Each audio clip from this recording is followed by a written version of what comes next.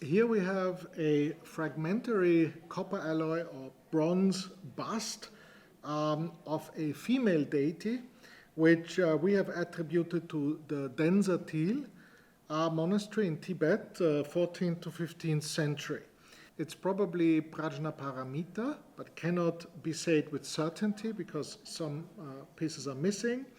You can see there is very nice gilding all over and a superb patina with lots of shine from worship, from extensive worship over the centuries.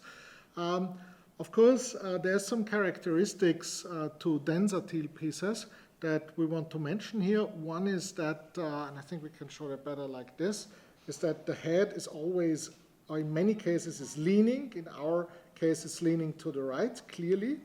And another characteristic then is that the face here has this towered brows and the very thin eye slits. That's quite characteristic both for the period and specifically for DENSATIL.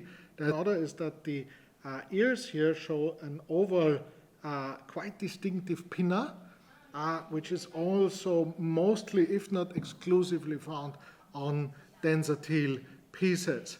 So it's evocative of the Hainevari craftsmanship, but it's a little bit later, but very characteristic, and it compares favorably to a Prajnaparamita statue from the Tashi Gomang stupas in DENSATIL from 1370, and also to another that sold at Christie's in 2014 for a little bit more than 700,000 euros. Again, we're talking about the characteristics of the face, the double lines here around the lips, the elongated, double-slitted eyelids, and specifically the V-shaped brows with this distinctive tower here and bridge here. And of course the ears with the characteristic pinna. Other features are the beautiful jewelry that we can see here, here, and here. We know that the pieces in DENSATIL, there were thousands of them, were added over decades and centuries, were always lavishly decorated, such as this piece here. We have here on the arms jewelry, we have necklaces, we have beads, we have incised elements here, and also here, lotus. And then on the back sides, we have this slit here to put something inside, which has been removed, and the tissue inside is from us, of course. And then you have here some of these plaques here that have been inserted into the metal. There's quite many of them, 1, 2, 3, 4, just on this edge here, that have a ritual purpose.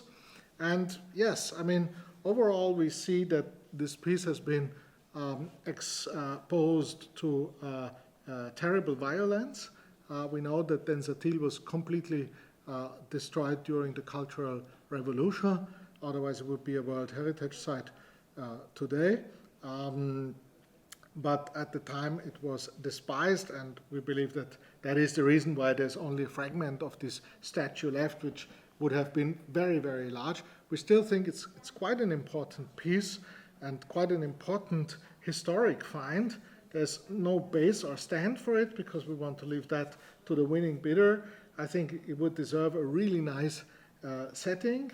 And it's, of course, an extremely rare piece. We've seen the results from the auctions and how well these pieces sell if they are complete. So if someone wants to acquire a really good example of early Tibetan art from the 14th or 15th century, here is a chance, because the estimate is only 7,500 to 15,000 euros, so it's quite low. It obviously reflects the fact that it's only a fragment, but the important parts, the face, the chest, the breast, and the upper arms are still there.